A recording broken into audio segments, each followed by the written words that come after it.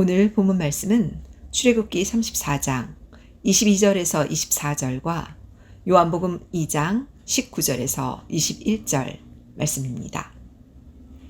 출애굽기 34장 22에서 24절 77절 곧 맥추의 초실절을 지키고 가을에는 수장절을 지키라. 너희 모든 남자는 매년 3번씩 주 여호와 이스라엘의 하나님 앞에 보일지라. 내가 열방을 네 앞에서 쫓아내고 네 지경을 넓히리니 네가 매년 3번씩 여호와 너희 하나님께 보이러 올 때에 아무 사람도 네 땅을 탐내어 엿보지 못하리라. 요한복음 2장 19절에서 21절 말씀. 예수께서 대답하여 가라사대 너희가 이 성전을 헐라. 내가 사흘 동안에 일으키리라. 유대인들이 가로되 이 성전은 46년 동안의 지었거늘 내가 3일 동안에 일으키겠느뇨 하더라. 그러나 예수는 성전된 자기 육체를 가리켜 말씀하신 것이라. 이는 하나님의 말씀이니라. 아멘. 할렐루야. 마라테 성관의 귀한 찬양 감사드립니다. 오늘 이제 7월 첫째 주 맥주 감사 예배로 드립니다. 제목이 77절과 부활의 49라는 제목으로 말씀을 상고하고자 원합니다. 제가 맥주절을 할 때마다 하나님께서 성경 속에 많은 것을 감춰 두셨구나라는 것을 다시 한번 생각을 해보게 됩니다. 오늘 본문 말씀 보니까 77절 곧 맥주의 초실절이라고 말씀하고 있고 이것을 예수님께서는 헤롯성전 46년 동안 지어져 가고 있는 헤롯성전을 살면 사흘 동안에 다시 일으키시겠다는 말씀으로 하십니다. 이것이 77절 곧 맥주절과 무슨 연관이 있을까요? 라고 생각할 수 있는데 예수님은 직접적으로 이 77절을 성전을 46년 동안 지어진 성전을 헐면 사흘 동안 짓겠다는 말씀으로 77절의 핵심을 말씀하고 있습니다.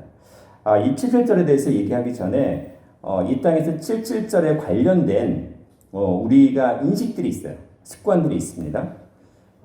그것은 이제 49와 연관된 것들인데 먼저 이 사망과 또는 사망과 부활을 소망하는 49에 대해서 잠깐 살펴보도록 하겠습니다. 티베트 사자의 서라는 책이 있습니다. 티베트 사자의 서라는 책이 있는데 이것은 8세기경 티베트 불교의 대가로 알려진 파드마 삼바바가 기록한 108개의 경전 중에 하나입니다. 이 경전을 영국의 종교학자인 윌터 에반스 웬츠가 영어로 번역해서 옥스퍼드 대학에서 출간을 하게 됩니다. 그것을 더 티베티안 북 오브 데드 해가지고 티베트 사자의 서라는 그런 책으로 발간이 됐습니다. 원래 이 책의 원래 제목은 티베트어로 바르도 퇴돌이라고 합니다. 바르도 퇴돌. 바르도 퇴돌이라는 이 책의 의미는 무엇이냐면 먼저 바르도라는 말이 있습니다. 바르도라는 것은 둘 사이라는 거예요. 어떤 것이 둘 사이라는 건데 어떤 것이 둘 사이냐면 사망과 그리고 이 불교에서 얘기하는 환생. 사망과 환생의 그 사이라는 거예요. 그것이 바르도라는 거고 그리고 이 퇴돌이라는 것은 퇴돌이라는 것은 그 사망과 환생 사이에 기간이 있는데 그 기간이 49일이에요. 49일 기간 동안에 무슨 상태가 되냐면 어떤 그 깨달음인데 듣는 것이라는 깨달음을 통해서 영원한 해탈을 할 수 있다고 믿는 것입니다. 49일 동안의 이 죽음과 재탄생, 환생이라는 기간 동안에 어떤 듣는 것, 깨달음을 통해서 영원한 해탈을 이룰 수 있다라고 얘기하는 것이 바로 이 티베트 사자의 서의 책의 내용입니다. 그래서 중요한 건 이 바르도 퇴돌이라는 말은 무엇과 무엇 사이? 죽음과 환생이라는 불교에서 얘기하는 환생이라는 사이에 며칠 기간인가요? 49일이라고 말씀을 하고 있어요. 49일. 자, 우리 한국 불교에서도 이런 이야기가 있죠. 무엇일까요? 다 아시는 것처럼 49제라는 말이 있어요. 49제. 이 49제라는 거는 그 불교에서는 사람이 죽은 뒤에 49일 동안 치르는 불교식 제사 의례입니다. 제사 의례예요, 제사 의례. 근데 사람이 죽은 다음에 7일마다 불경을 외우면서 즉 제사를 올리는 것을 얘기합니다. 그러면 그 죽었던 사람의 영혼이 불법을 깨닫고 다음 세상에서 좋은 곳에서 사람으로 태어나기를 바라는 그런 재래 의식입니다. 무엇으로? 사람으로. 짐승이 아니라 사람으로 태어나기를 바라는 재래 의식이에요. 그래서 그거를 7일을 몇 번씩 7번. 7일을 7번을 기간을 거치는데 그래서 이거를 77제라고 합니다. 77제. 그러니까는 7일을 7번에서 7번 동안 제사를 드리는 거라 해서 77제라고 해요. 77제. 그래서 사람이 죽어서 다음에 생을 받을 때까지의 그 49일간을 얘기하는 것인데 그것을 불교 용어로는 중유 또는 중음이라고 합니다. 이것이 지금 이제 한국에서는 유교와 같이 맞물려서 이렇게 얘기합니다. 49라는 수를 유교에서는 영가, 즉 영원한 세계와 조상을 숭배하는 사상, 그리고 불교의 윤회 세상이 결합된 개념으로 지금까지 내려오고 있습니다. 즉 하늘을 떠나는 고인의 영혼을 위해서 후손들이 정성을 담아 제사를 지내는 그 기간을 49제 또는 77제라고 얘기를 하고 있습니다.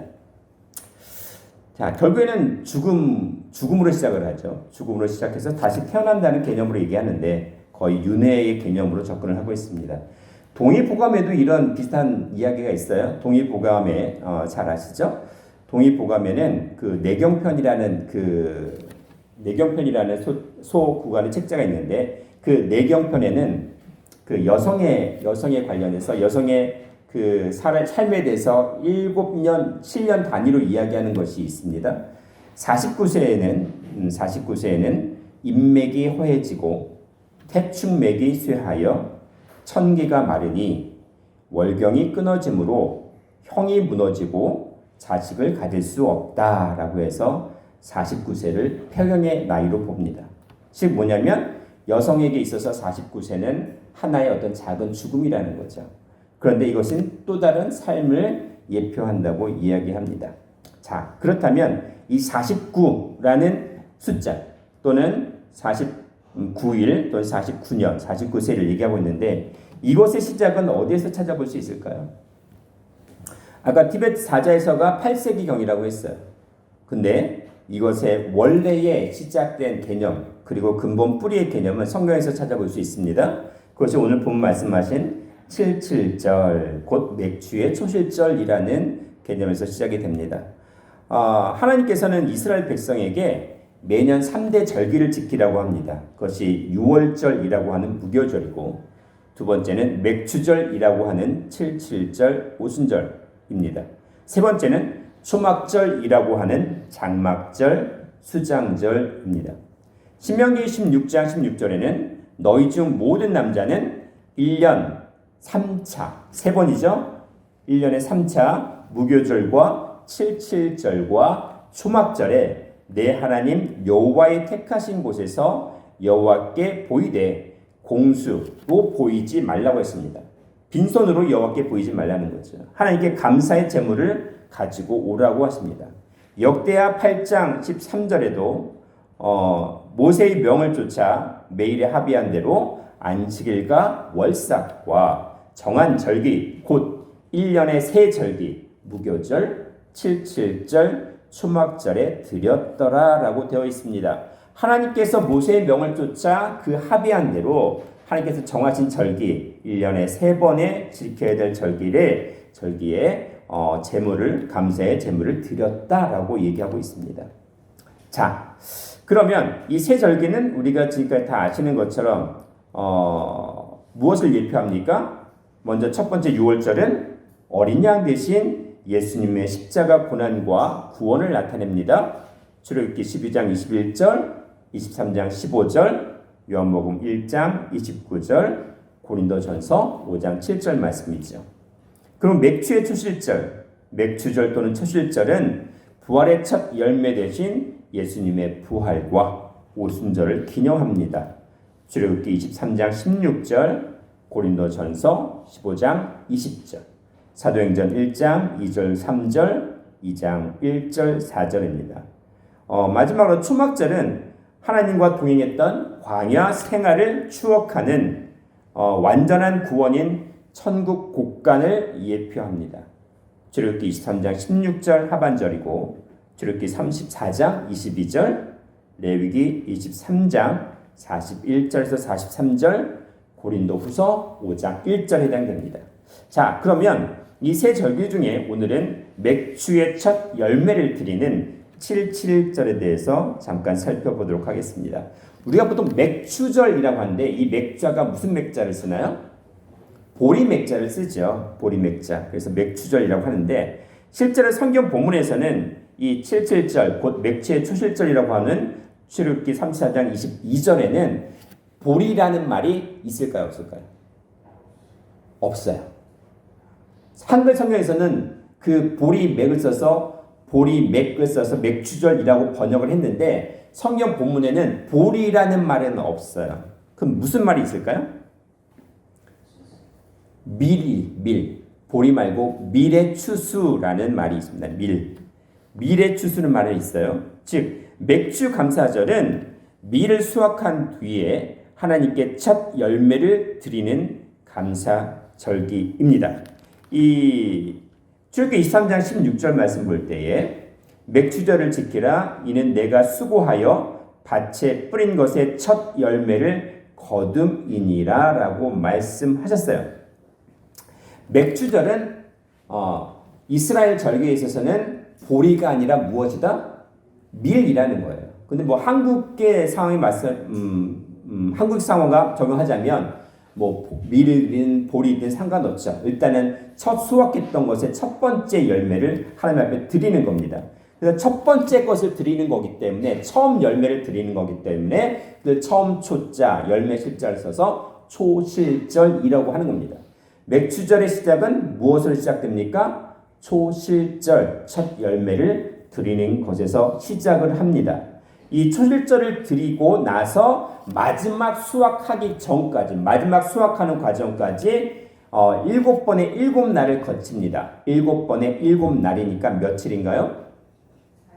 49일이지요. 49일 동안 수확을 하는데 그 49일 동안 수확을 하고 난 뒤가 50일째 되는 날이죠. 그래서 49일 동안 수확을 한다는 의미에서 7 곱하기 7, 77절이라고 하고 그 다음날 50일째 되는 날을 오순절을 예표하는 그러한 맥주절로 말씀하고 있습니다. 좀 구분을 하자면 초실절은 온 이스라엘 백성이 온 이스라엘 땅에서 수확한 것의 전체 중에 처음 열매를 드리는 걸로 의미상 말씀을 하고 있고 그 다음에 맥주절 해당하는 51째 즉 49일 다음 날인 50일째에는 자기 소산의 첫 열매를 드리는 그런 뉘앙스의 차이가 있어요. 첫 번째는 온 이스라엘 백성의 첫 열매, 두 번째 마지막 그 50일째 해당하는 그 맥주절에는 자기 밭의 소산의 첫 열매를 드린다는 그런 개념으로 뉘앙스가 나뉘어집니다. 어쨌든 이 77절은 7번의 7날이라는 의미입니다. 7번의 7날이니까 49일 동안이죠. 출애굽기 34장 22절에 77절 곧 맥주의 초실절을 지켜라. 민수기 28장 26절에도 77절 처음 익은 열매를 드리는 날 이렇게 얘기를 합니다. 자, 그렇다면 초실절은 아까 말씀을 드린 것처럼 밀을 처음 수확하고 그리고 7주에 걸쳐서 그 밀을 수확한 완성의 기쁨을 기념하는 날입니다. 이날은 첫 열매를 드리는 초실절로 49일이 지난 50일째 되는 날에 기념하는 절기입니다. 77절이라고 불렀습니다. 이 77절의 정확한 그 설명을 레위기 23장에 보시면 레위기 23장 15절 16절 말씀에 이렇게 기록을 합니다. 안식일 이튿날 곧 너희가 요제로 단을 가져온 날부터 세워서 7안식일의 수요를 세우고 제7안식일 이튿날까지 합 50일을 계수하여 새 소제를 여호와께 드려라.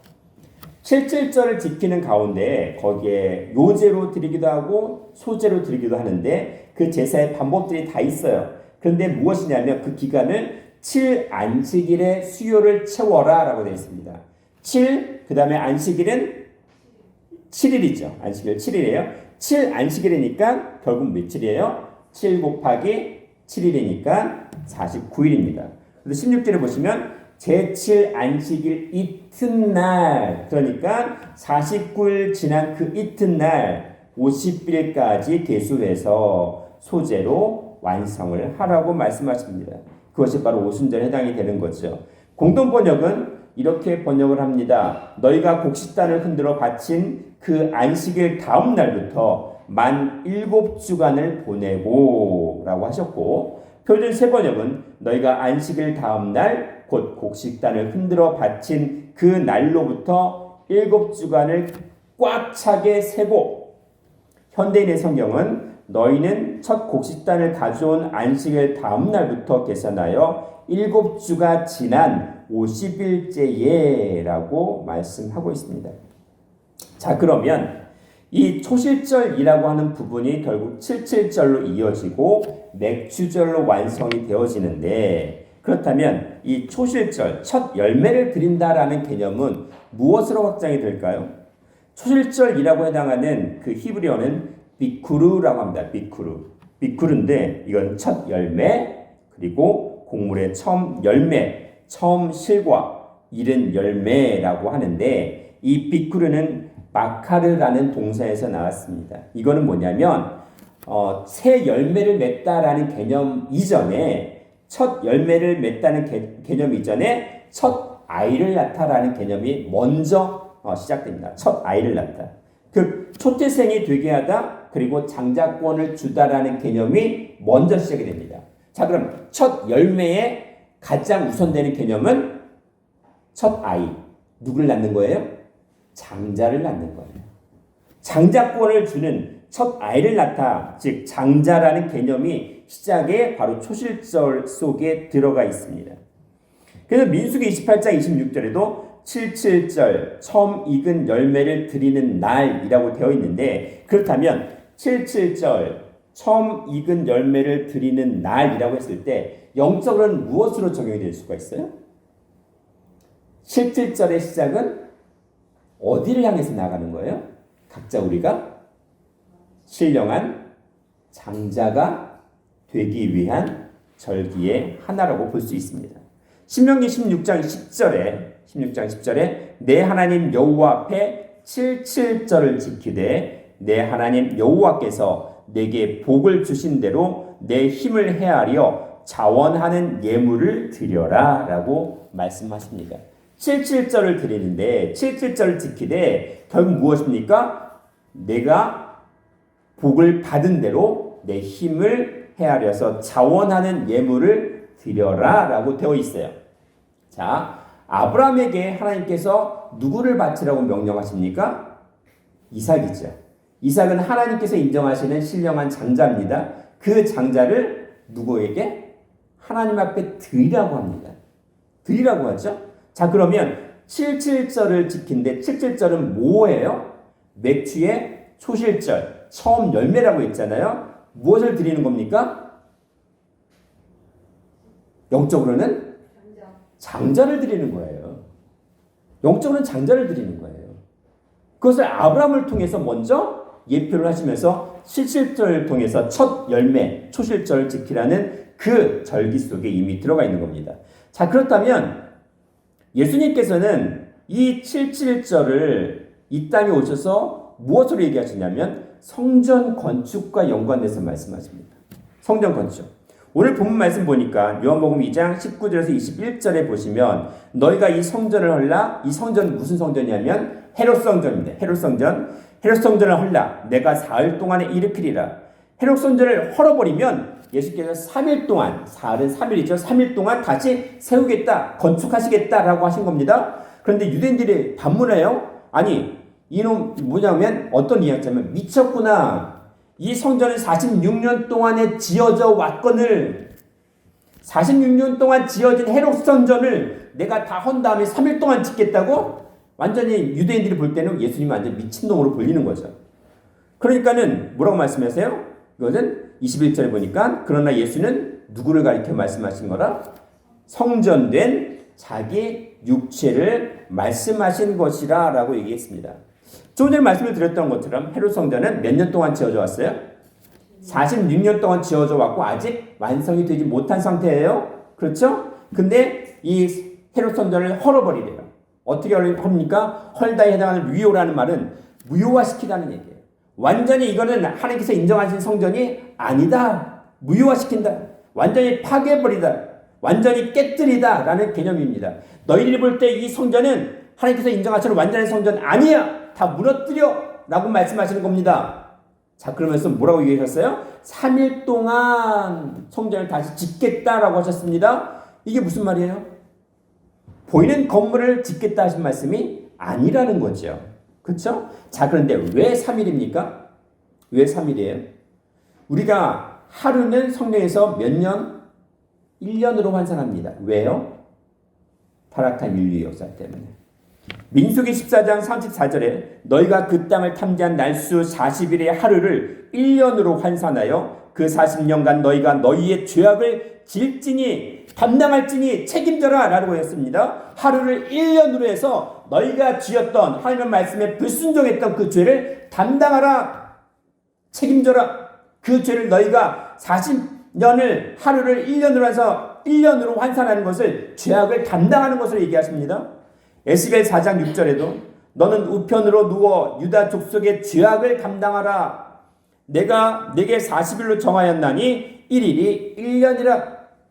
하루를 1년으로 환산하는 것은 무엇을 하는 행위입니까? 죄악을 담당하는 행위예요. 자, 그러면 46년 동안 지었던 성전 건축을 헐고 3일 동안 짓겠다 하셨던 그것은 그럼 어떻게 됩니까? 3일이 몇 년이 되는 거죠? 3년이 되는 거예요. 그러면 46년에다가 지금 그 위에다가 뭘 3일이라는 성전을 짓겠다고 하신 거잖아요. 그러면 그게 총 몇 년이 되는 겁니까? 49년이 되는 거예요. 자, 그러면 49라는 개념이 무엇을 얘기했느냐라는 것은 결국 이 땅 인류 역사의 죄악을 담당케 해서 뭘 하시겠다? 구원하시겠다는 겁니다. 77절이라는 49, 그 77이라는 49라는 그 개념이 시작이 돼서 이 땅의 타락한 인류 역사 가운데 모든 명령하셨지만 그 타락한 인류 역사는 뭘 지키느냐면 그 타락한 인류 역사의 죄악을 담당하는 그 49라는 개념을 어떻게 변질시켰어요? 야, 죽으면 우리가 기도하면 그 조상의 영혼이 어떻게 돼요? 짐승으로 환생하지 않고 사람으로 환생한데 더 좋은 곳으로 간대. 그러면서 49제 드립니다. 불교와 유교에서 전부 다 그 원래의 하나님의 말씀의 뜻을 변질시켰습니다. 그리고 그 안에는 무엇을 얘기합니까? 사람으로 환생하는 걸 얘기해요. 우리가 남은 후손들이 기도하면 사람으로 환생한다. 그러면 사람이 하나님입니까? 사람이 창조주예요? 아니잖아요. 사람이 죽고 사는 것은 창조주 하나님의 주권입니다. 뭐가 똑같냐면 천주교에서 그런 말을 합니다. 사람이 죽었을 때 그 사람이 지옥으로 떨어지지 않고 천국으로 가려고 한다면 뭐 해야 돼요? 너희들이 헌금을 바쳐라. 너희 그 헌금하면 딱 떨어지는 그 순간에 그 죽은 조상이 어디로 간다고요? 지옥이 아니라 천국 간다고 얘기하는 건 똑같아요. 성경에서는 그렇게 말씀하지 않습니다. 49라는 개념은 타락한 인류 역사를 구원하시기 위한 예수님의 성전 회복을 말씀하십니다. 그래서 어떻게 말씀하신 거예요? 49년을 채웠다는 개념이 무엇입니까? 77절의 첫 열매라고 하셨잖아요. 77절은 무엇입니까? 맥주절의 첫 열매라고 하셨어요. 그 첫 열매가 무엇입니까? 장자를 드리는 거예요. 장자를 드리는 겁니다. 그 예언대로 하나님의 장자이신 독생자이신 예수님께서 이 땅에 오셔가지고 어떻게 하셨어요? 우리의 죄를 담당하시기 위해서 예수님께서 이 땅에 오셔가지고 어떻게 하신 겁니까? 상자로 십자가에 못 박혀 돌아가셨어요. 인류 역사의 죄악을 다 담당하시고 49라는 죄를 담당하는 그 49라는 모든 것을 다 짊어지시고 십자가에 달려 돌아가셨습니다. 그걸로 끝났습니까? 부활하셨잖아요. 부활하셨잖아요. 49라는 죄를 다 담당하시고 너희들이 그 죄를 담당했어야 되지만 죄를 담당할 수 없기 때문에 예수님께서 장자로 이 땅에 오셔가지고 그 죄를 담당하셔서 77절 뭐였습니까? 장자를 드리는 거잖아요. 첫 열매를 드리는 거잖아요. 초태생인 장자를 드리는 거잖아요. 제물로. 예수님께서 스스로 제물이 되셔서 그 49라는 죄악을 다 담당하시고 다 죄를 사하시고 어떻게 하셨습니까? 부활하셨어요. 죄를 다 담당하셨기 때문에 살게 하셨다는 겁니다.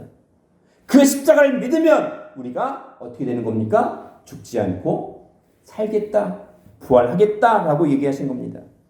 그래서 이 3일은 무엇입니까? 3일 만에 다시 일으키겠다라고 하셨다는 것은 3일 만에 다시 부활하시겠다라고 예언하신 겁니다.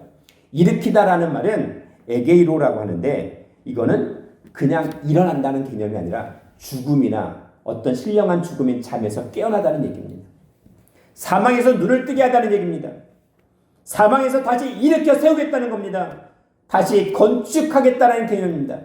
건축하다는 개념이 있지만 그 건축하다의 개념은 다시 살리시겠다는 개념이 포함되어 있습니다. 사망에서 완전히 다시 살아나게 하시겠다라는 개념이 바로 일으키다라는 말 속에 들어가 있습니다. 예수님께서는 십자가 달려 돌아가시기 전에 이미 3일 만에 살아나실 것을 예표하셨어요. 마가복음 10장 33절에서 34절 말씀 보시면 인자가 대제사장들과 서기관들에게 넘기움에 저희가 죽이기로 결안하고 이방인들에게 넘겨주겠고 그들은 능욕하며 침뱉으며 채찍질하고 죽일 것이니 저는 3일 만에 살아나리라. 누가복음 18장 32절 33절 말씀에도 인자가 이방인들에게 넘기워 희롱을 받고 능욕을 받고 침뱉음을 받겠으며 저희는 채찍질하고 죽일 것이니 저는 3일 만에 살아나리라 라고 하셨습니다. 이게 예수님께서 직접 하신 말씀이에요. 그 예언대로 예수님께서는 십자가에 달리시고 3일 만에 살아나셨습니다. 무슨 요일에 십자가 달리셨어요? 금요일날. 금요일날 십자가 달리셨습니다. 그리고는 언제 부활하셨어요? 금요일 다음 토요일이 안식일이고 안식일 다음 날인 안식 후 첫날인 3일째 되는 날에 부활하셨습니다. 마태복음 28장 1절부터 7절에 마가복음 16장 1절부터 6절 누가복음 24장 1절부터 7절 요한복음 20장 1절 이하에 안식 후 첫날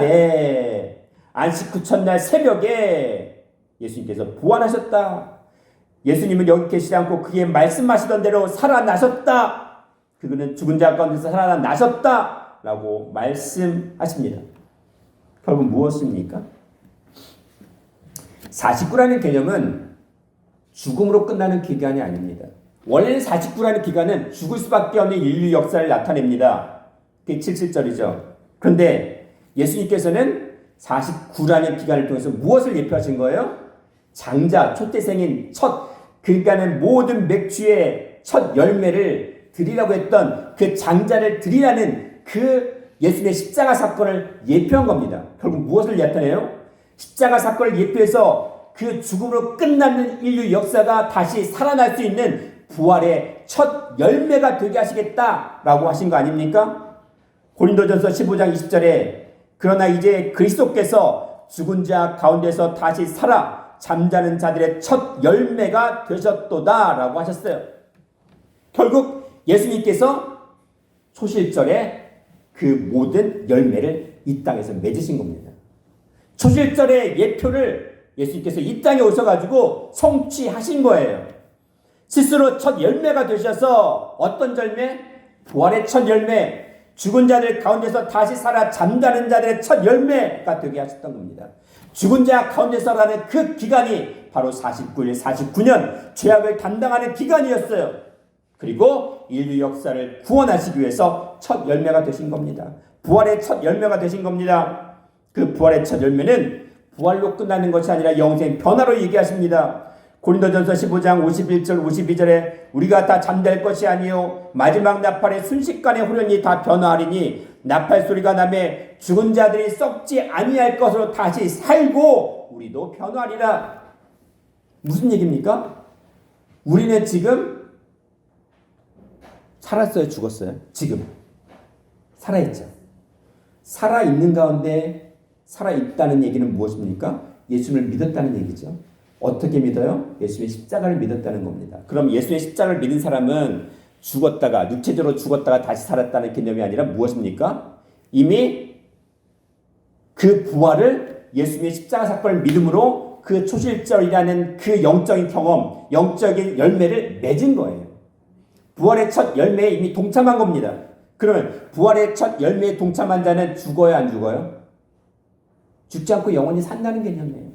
죽어도 다시 살리시겠다는 겁니다. 영원히 영생 변화시키시겠다는 거예요. 그게 변화예요.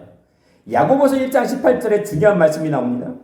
그가 그 조물 중에 우리로 한 첫 열매가 되게 하시려고 라고 하셨어요. 자, 모든 조물주 중에 모든 인류 역사 가운데서 우리로 하나의 첫 열매가 되게 하시겠다고 했습니다. 하나의 첫 열매가 되게 하시겠다는 건 그럼 무슨 말씀이에요? 우리를 뭐 하시겠다? 이미 부활시키셨다는 거예요. 무엇으로? 말씀으로. 예수님의 십자가 사건을 믿는 말씀으로 우리를 부활시키셨다는 거예요. 왜? 첫 열매는 부활이라는 첫 열매이기 때문에. 첫 열매는 부활을 말씀하는 거기 때문에. 그러면 첫 열매가 되게 하셨다는 것은 결국 또 무슨 말과 이어집니까? 변화 얘기잖아요. 변화 얘기인데 결국 우리는 뭐예요? 영적으로 사자예요, 장자예요? 첫 열매는 초토색이니까 장자 되게 하시겠다는 거예요. 장자와 차자는 성경에서 영적으로 무엇을 나타내요? 장자는 영생 변화의 신앙을 가진 자입니다. 차자는 영생 변화의 신앙을 갖지 못한 자를 얘기하는 거예요. 그렇죠? 그러면서 야고보서 1장 18절 하반절을 보니까 그 첫 열매, 하나의 첫 열매가 되게 하시겠다는 것은 자기의 뜻을 쫓아 진리의 말씀으로 우리를 낳으셨느니라 라고 하셨어요. 하나의 첫 열매가 되게 하신다는 말씀이 자기의 뜻을 쫓아 진리의 말씀, 변화 영생의 말씀으로 우리를 낳으셨다라고 하신 겁니다. 그러면 어떻게 낳으신 거예요? 차자로 낳으신 겁니까? 장자로 낳으신 겁니까? 장자로 낳으신 겁니다. 그럼 여기 계신 분들은 뭐예요? 차자예요, 장자예요? 장자예요. 장자권을 가진 자예요. 변의 영생의 말씀을 깨달아 장자권의 신앙을 가진 자, 그 말씀으로 우리를 낳으신 겁니다라고 말씀하신 겁니다. 그것이 바로 49라는 인류 역사를 해결하고 죽음을 해결하고 죄악을 해결하고 그리고 그 십자가를 통해서 우리에게 주어진 선물입니다. 그것이 첫 열매고 장자권자의 선물이라는 것이 바로 초실절 그리고 77절이 말씀하시는 겁니다. 요한계시록 20장 5절 6절 말씀 보시면 이는 첫째 부활이라 이 첫째 부활에 참여하는 자는 복이 있고 거룩하도다. 둘째 사망이 그들을 다스리는 권세가 없고 도리어 그들이 하나님과 그리스도의 제사장이 되어 1000년 동안 그리스도로 더불어 왕노릇 하리라 라고 하셨습니다. 자, 여기 보니까 첫째 부활이 나와요. 첫째 부활 말씀하십니다. 그리고 둘째 사망이 나옵니다. 첫째 부활과 둘째 사망이 나와요. 무슨 얘기일까요? 첫째 부활. 아니, 첫째 부활이 있고 둘째 부활이 있습니까? 네? 첫째 부활이라고 했으면 둘째 부활도 있어요? 아니잖아요. 자, 그럼 무엇을 얘기하는 걸까요? 첫째 부활이라는 것은 무엇을 얘기할까요? 지금까지 제가 설명드린 그 모든 말씀의 결론이 이 속에 들어가 있어요. 첫째 부활. 그럼 부활의 첫 열매라는 개념입니다. 부활의 첫 열매에 동참한 자들은 장자권자가 된 자들은 둘째 사망, 영원한 불지옥 속에 영원한 사망이 있어요, 없어요? 없다는 얘기예요. 영원한 사망이 없어요. 첫째 사망에 해당되지 않아요. 첫째 부활이니까 첫째 사망도 이미 극복했습니다. 이겼어요. 그러면 둘째 사망도 역시 이긴 거예요. 영원한 죽음에 이르지 않습니다. 첫째 부활이라는 것은 부활의 첫 열매 되신 예수 그리스도의 말씀에 동참했다는 겁니다. 그래서 우리는 어떻게 돼요? 영생 변화의 열매가 되게 하시겠다는 겁니다. 이 땅에서 49라는 역사는 짐승이 아니라 사람으로 다시 환생한다는 어떤 변질된 역사로 지금까지 흘러왔어요. 근데 성경의 원래 뿌리 역사는 무엇입니까? 49라는 인류 역사의 죄악을 예수님께서 이미 담당하셨고 우리는 그 십자가를 믿으면 어떻게 된다는 겁니까? 부활의 첫 열매인 영생 변화에 동참한다는 말씀이 바로 맥주의 초실절인 77절 속에 담겨져 있는 겁니다. 이것이 우리가 이 땅에서 신앙생활하는 이유요, 그리고 우리가 나아가야 될 방향이라고 77절을 통해서 말씀해 주고 있는 것입니다. 더 좋은 약속의 모든 성도님들, 이제는 49를 이미 해결한 그런 믿음의 바탕 위에서 영생 변화의 열매를 맺는 그런 축복을 누리시기를 주님의 이름으로 축원하겠습니다. 기도드립니다. 사랑과 은혜가 충만하신 하나님 아버지, 이 땅에서 죽음에서 더 나은 삶, 더 나은 모습으로 환생한다는 49라는 변질된 그러한 타락한 인류 역사에서 이제는 아버지께서 이미 49라는 죄악의 수를 다 해결하시고 영생 변화의 첫 열매가 되게 하신다 하였사오니 그 77절 그 첫 열매이신 영원한 아버지의 말씀을 믿음으로 영생 변화에 이르는 더 좋은 약속의 모든 성도들이 되게 하여 주시옵소서. 이제는 77절 맥주의 초실절이라고 하였사오니 첫 열매에 해당하는 장자권자가 되게 하시고 그 신령한 장자의 신앙으로 영생 변화를 선포하는 모든 성도의 삶이 되게 하여 주시옵소서. 감사드리옵고 사랑과 은혜가 충만하신 예수님 이름 받들어 기도드리옵나이다. 아멘. 감사합니다. 고맙습니다. 감사합니다. 감사합니다.